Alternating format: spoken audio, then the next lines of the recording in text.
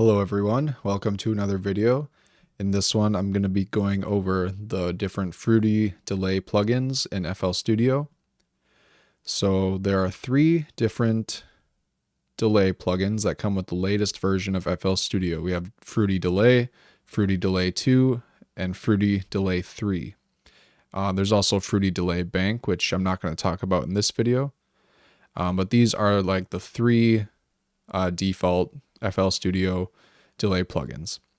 So Fruity Delay is the most basic. You just get 6 different knobs here for input, feedback, cutoff, tempo, steps, and mode.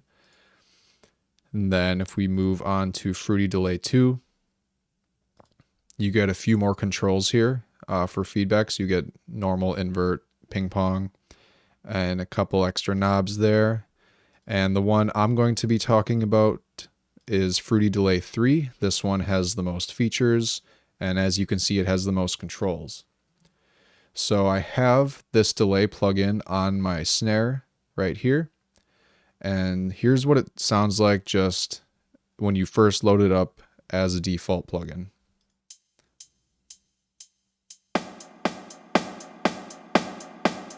Okay, so that's the delay effect going. And you can see when I stop the music, it'll slowly fade out. That's the default preset. Now this knob here controls how much of the delayed sound is going to go through with the original sound. So if I was to turn this all the way down, there's no delay on it. And then if I increase that,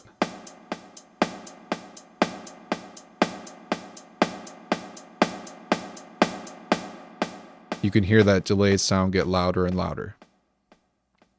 So next we have this time knob here.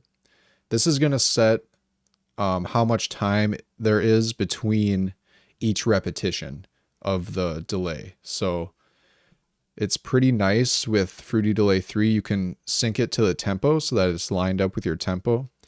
As you could hear, it is lined up right now. It's lined up with the tempo there.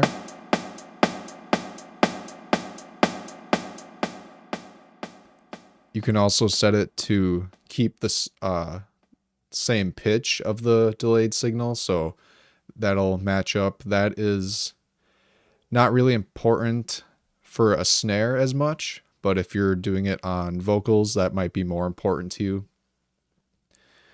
Smoothing is just going to smooth the transition when the delay time is being changed, so you can dynamically adjust the time and reduce artifacts that way.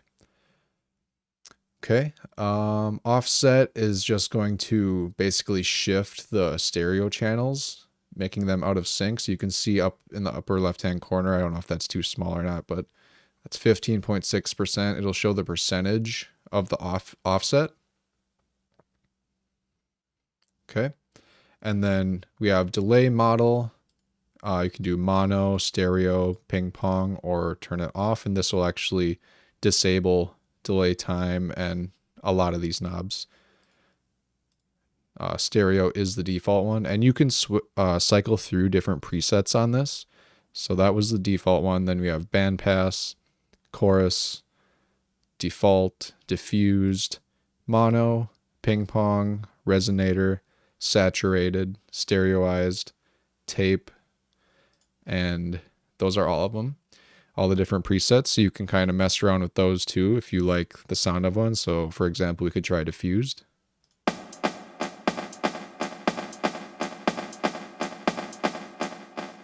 So that's a pretty cool effect there. You can kind of hear it's like multiple hits. Okay, so below delay time, we have the modulation section. And this basically is going to control the speed at which the modulation occurs on the delayed signal. This really affects the pitch. So if we try this, increase the time,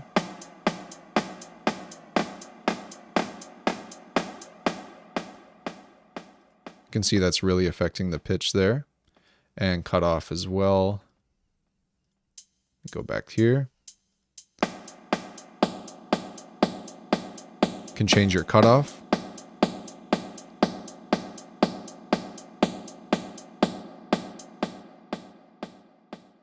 All right, and then diffusion here, there's just the level and spread. So this is gonna change the, this kind of makes it sound like it has more reverb. So you increase the level, it makes it sound like it has more reverb. And then this is just gonna make, the spread will just make it wider if you increase that in the stereo. That's the stereo spread right there. Okay, feedback section. This is a pretty big one. So level knob is going to control how much the delay signal is fed back into the input. So it's going to determine how many times the delay is going to repeat. So if we turn it all the way up,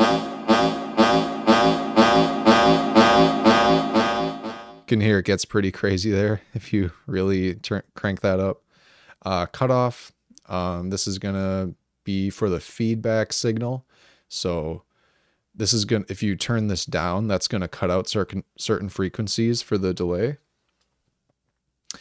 Res, this is the resonance of the cutoff filter. So again, similar to cutoff, it's gonna change the frequency. It's gonna cut off certain frequencies.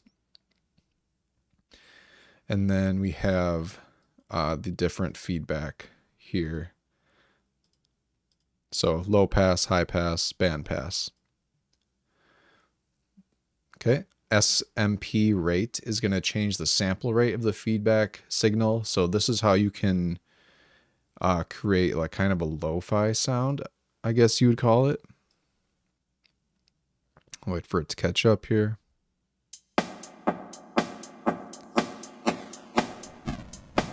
So you turn that down, it's going to give it a really lo-fi sound. All right, and then bits. This is going to change the bit depth. So that's really low bit depth and really high bit depth. All right. And then we got feedback distortion here. So if you have this on limit, it's going to limit the signal, or so you can see it will gray out the knee and symmetry knobs. Otherwise, if you have it on saturation, this is going to apply saturation to the feedback. This helps with clipping. So the level here is going to determine how much distortion there is.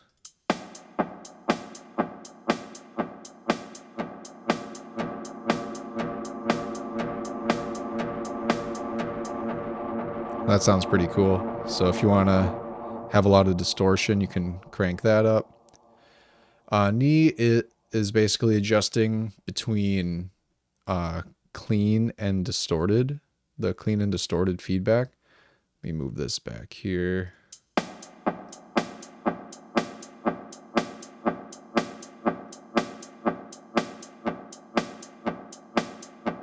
And symmetry is, you can see in the waveform there, it's gonna move it up or down. So you're controlling the balance of positive and negative cycles in there.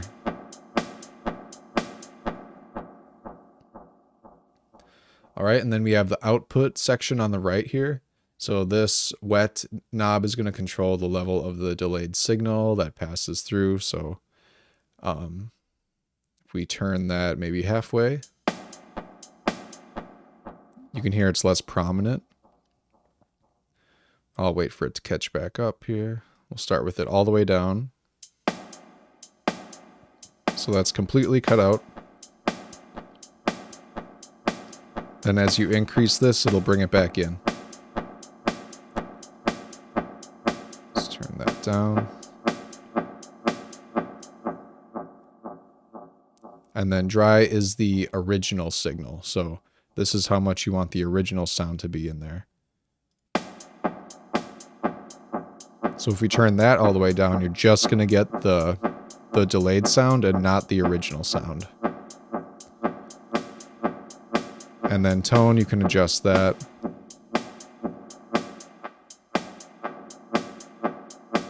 Just kind of play with that. It'll basically just controls the tone, exactly what it says. And yeah, that is all the features of Fruity Delay 3. If you know how to use this one, it's going to be even easier to use Fruity Delay 1 and 2, so that's why I chose to go over this one. If you have any questions about anything or want to see another video about something else, just let me know in the comments. And like and subscribe, and thank you for watching. We'll see you in the next one. Peace.